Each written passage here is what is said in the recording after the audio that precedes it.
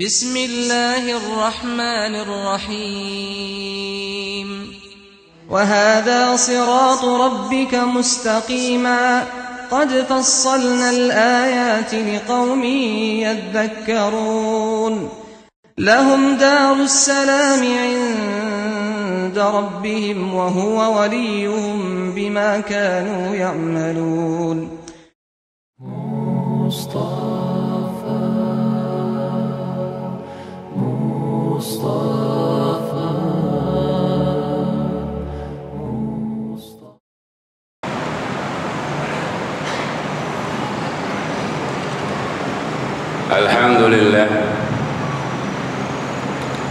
الحمد لله الذي أرسل رسوله بالهدى ودين الحق ليظهره على الدين كله وكفى بالله شهيدا أشهد أن لا إله إلا الله وأشهد أن محمدا عبده ورسوله لا نبي بعده اللهم صل على سيدنا محمد وعلى آله وصحبه أجمعين أما بعد فيا عباد الله اتقوا الله حق تقاته ولا تموتن إلا وأنتم مسلمون وقد قال الله تعالى في القرآن العظيم أعوذ بالله من الشيطان الرجيم بسم الله الرحمن الرحيم زين للناس حب الشهوات من النساء والبنين والقناطير المقنطرة من الذهب والفضة والخيل المسومة والأنعام والحرث ذلك متاع الحياة الدنيا والله عنده حسن المآب وقال عليه الصلاة والسلام في هديه الشريف قال رسول الله صلى الله عليه وسلم ثلاث مهلكات وثلاث منجيات وثلاث كفارة وثلاث درجات وأما المهلكات فشح مطاع وهوى متبع وإعجاب المرء بنفسه إلى آخر الحديث. Hadirin sidang Jumat yang berbahagia, alhamdulillah Allah Subhanahu wa taala masih memperkenankan kita semua duduk bersimpuh di tempat yang berbahagia ini, Masjid Darussalam. Tidak semua makhluk Allah yang notabene mengaku muslimin para hadirin diberikan kesempatan yang sama seperti kita, yakni memanfaatkan dua nikmat yang dari saking sedikitnya nikmat ini diberikan kepada manusia. Kata Rasulullah, katsirun minan nasi maghbun. Ni'matani an'amallahi 'alan nas. Ada dua nikmat kata Rasulullah. An'amani 'alan nas. Kedua nikmat ini sering dianugerahkan kepada manusia. Katsirun minan nasi maghbun. Tapi banyak di antara manusia yang kemudian tertipu. Bertanya sahabat kepada Rasulullah, wa ma huma ya Rasulullah, apa gerangan dua nikmat itu wahai Rasulullah? Faqala Rasulullah sallallahu alaihi wasallam, as-sihhatu wal faragh, yakni nikmat sehat dan kesempatan. Kita semua harus yakin para hadirin sekalian berbahagia bahwa kehadiran kita di sini dengan langkah kaki yang sedemikian ringan dan hati yang sedemikian ikhlas meninggalkan semua urusan-urusan duniawi kita akan diganjar oleh Allah Subhanahu wa taala dengan surganya. Dan mudah-mudahan kita berdoa amalan kita pada kesempatan kali ini dihitung sebagai sebuah amalan paling baik untuk kita pada hari ini, setidaknya nanti sampai akan tidur kembali. Amin ya rabbal alamin. Hadirin sekalian yang berbahagia, Allah berfirman, zuyyina lin-nasi hubbus syahawati minan nisa wal banin ila akhiril ayat. Ada firman para hadirin yang sangat familiar sebenarnya dalam pendengaran kita. bahwa Allah Subhanahu wa Ta'ala telah menghiasi manusia-manusia itu dengan berbagai keinginan, hubus syahwat. Tapi cuma 3. Yang pertama, minan nisa, keinginan untuk mencintai wanita, menguasai wanita, keinginan untuk menikahi seorang wanita. Yang kedua, al-banin, keinginan untuk mendapatkan anak. Bahkan untuk mendapatkan yang 2 hal ini, para hadirin sekalian yang berbahagia, banyak di antara kita rela untuk mengorbankan nyawa kita untuk mendapatkan keduanya. Ketika kita tidak mampu untuk meratkan wanita, banyak hal yang kita tempuh untuk mendapatkannya. Begitu juga ketika kita tak kunjung juga dianugerahi anak oleh Allah Subhanahu wa Ta'ala, berusaha kita dengan sebaik-baiknya bagaimana caranya agar Allah memberikan amanah kepada kita semua. Kemudian yang ketiga, al-khairil musawwamati, yakni harta yang sangat banyak, entah itu berupa al-fiddah, berupa perak, emas, termasuk kemudian peternakan, begitu juga dengan lumbung-lumbung padi yang sangat banyak. Tapi sekali lagi para hadirin sekalian yang berbahagia, pada ayat berikutnya Allah Subhanahu wa Ta'ala telah memberikan pernyataan tegas. Qul, katakan wahai Muhammad, hal nunabbiukum bi khairin min dzalikum indallah, mau enggak kalian aku beritahukan kepada kalian yang lebih baik daripada itu? Jadi ketika dikemukakan kepada para sahabat, para hadirin pertama bertanya kepada Rasulullah, apa gerangan ya Rasul yang lebih baik daripada yang 3 hal tadi? Kemudian Rasulullah menjawab mengutip ayat di atas, lilladzina taqaw inda rabbihim jannatun tajri min tahtihal anhar, bagi orang-orang yang bertakwa ada surga-surga yang mengalir di bawahnya sungai-sungai. Bertanya lagi para sahabat, ya Rasulullah, Allah jelas akan memberikan penggantian kepada kita tentang istri-istri kita dengan bidadari-bidadari. Allah jelas akan memberikan penggantian kepada kita tentang rumah-rumah di surga. Tapi bagaimana dengan harta yang kita miliki? Bagaimana dengan kebun-kebun yang kita miliki yang tak pernah Allah janjikan di dalam Al-Quran?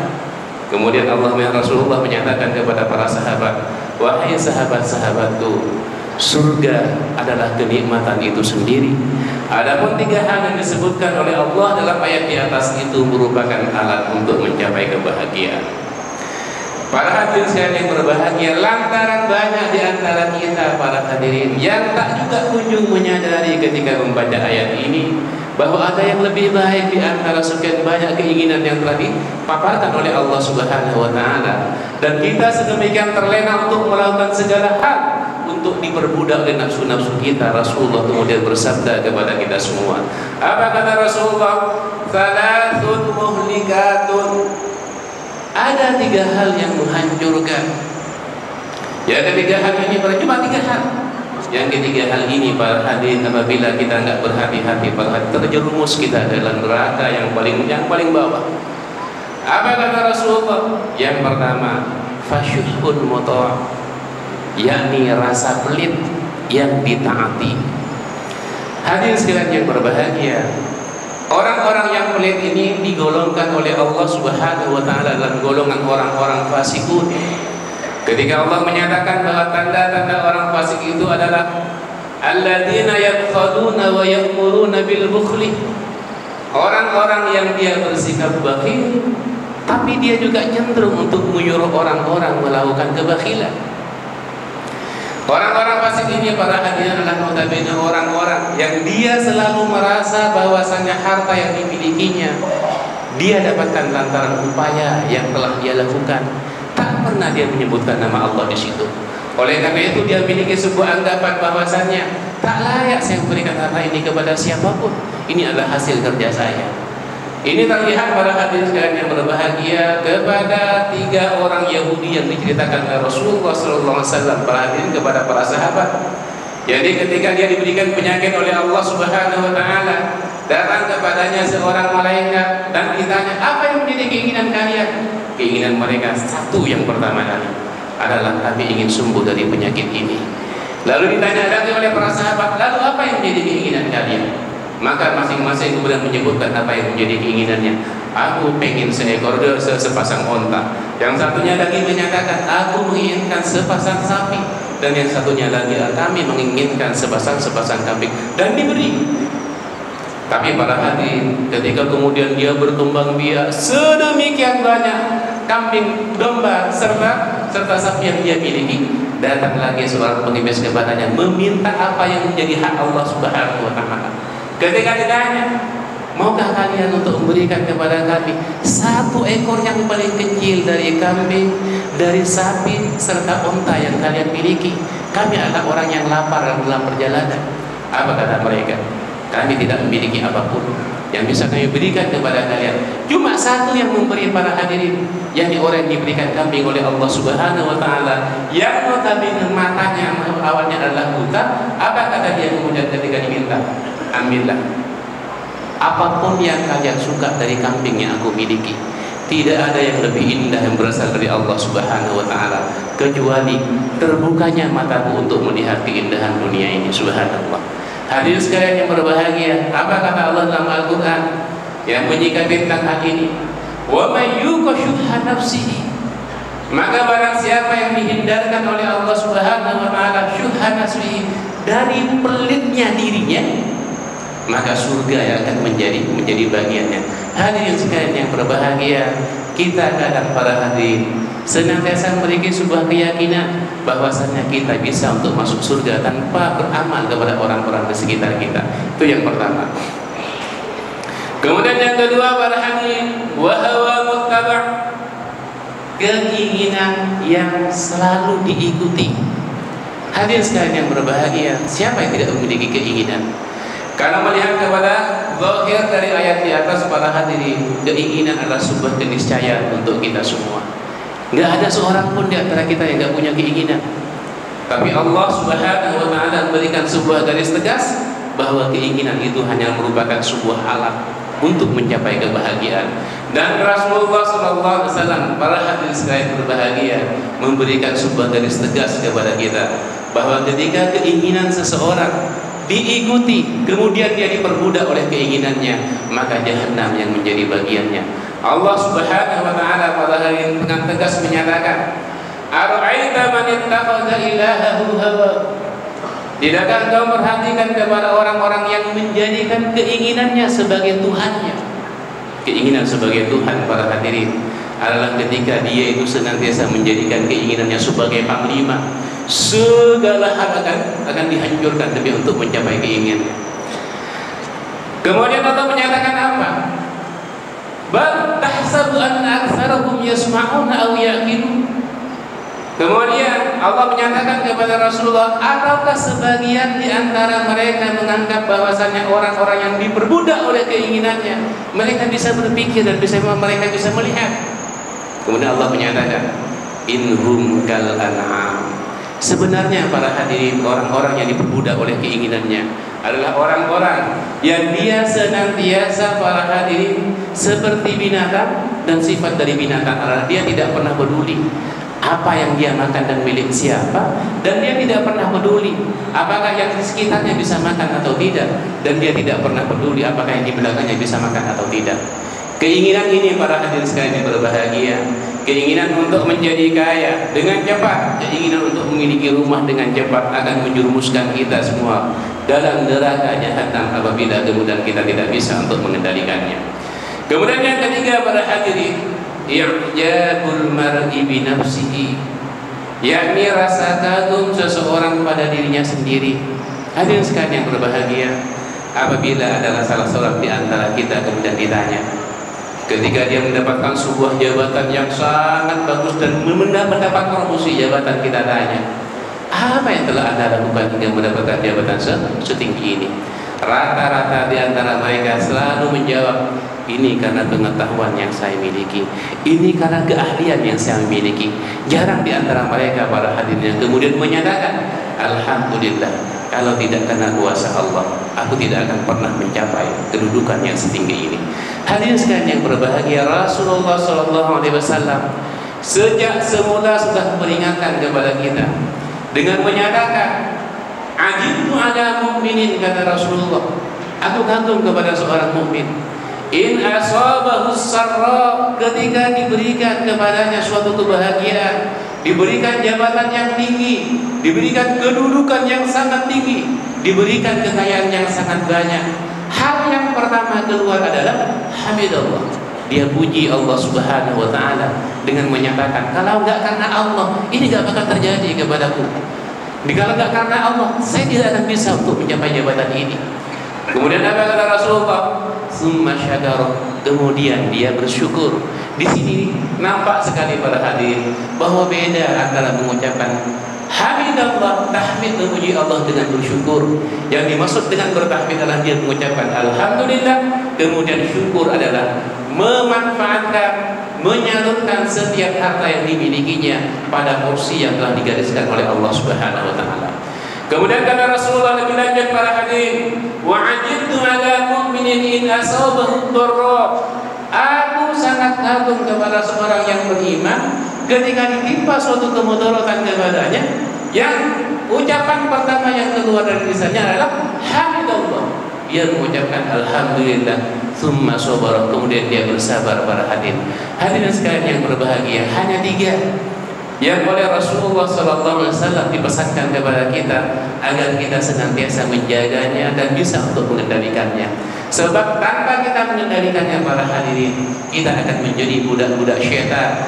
Kita akan menjadi para budak-budak dan hamba-hamba syaitan yang kemudian akan menjerumuskan kita ke dalam neraka jahanam. Saya kemudian akan tertarik kepada firman Allah menyatakan dalam surah Al-Mudaththir para hadirin, ketika terjadi dialog antara ahli surga dengan neraka sakor, apa kemudian kata ahli surga? Ma salakakum fi sakor? Apa yang terjadi kepada kalian hingga kalian bisa dimasukkan ke dalam neraka sakor? Kemudian apa kata mereka? Lam naku minal musallin. Kami tidak termasuk golongan orang-orang yang mendirikan sholat.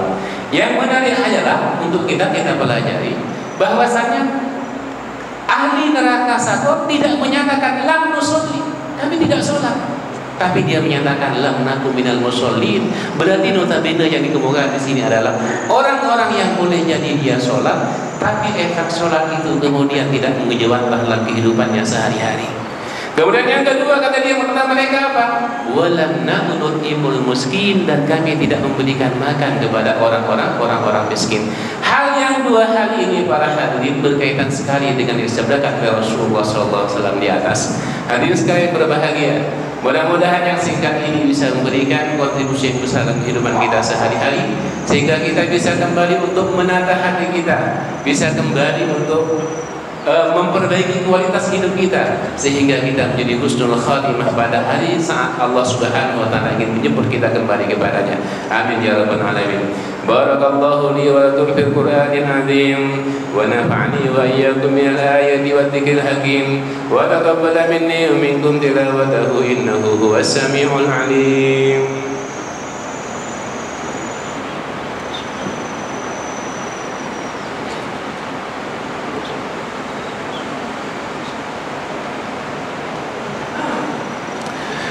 Alhamdulillahilladzi syarrafa al-anama wa hadana ila siratil mustaqim. Asyhadu an la ilaha illallah wa asyhadu anna Muhammadan 'abduhu wa rasuluhu la nabiyya ba'dahu. Allahumma shalli ala sayyidina Muhammad wa ala alihi wa sahbihi ajma'in. Fa ya ibadallah ittaqullaha haqqa tuqatih wa la tamutunna illa wa antum muslimun. وقد قال عز من قائل إن الله وملائكته يصلون على النبي يا أيها الذين آمنوا صلوا عليه وسلموا تسليما. اللهم اغفر للمسلمين والمسلمات المؤمنين والمؤمنات الأحياء منهم والأموات. اللهم اغفر لنا ولوالدينا وارحمهم كما ربونا صغيرا. اللهم اصلح لنا ديننا الذي هو عصمة أمرنا، واصلح لنا دنيانا التي فيها معاشنا، واصلح لنا آخرتنا التي إليها معادنا، واجعل الحياة زيادة لنا في كل خير، واجعل الموت راحة لنا من كل شر برحمتك يا أرحم الراحمين.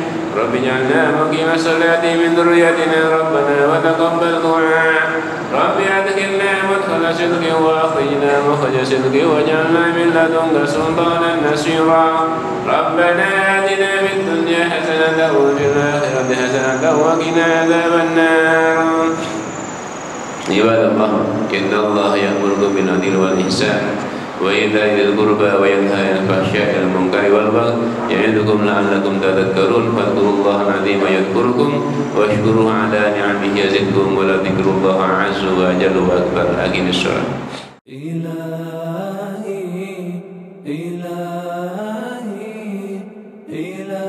إلهي وخلاقي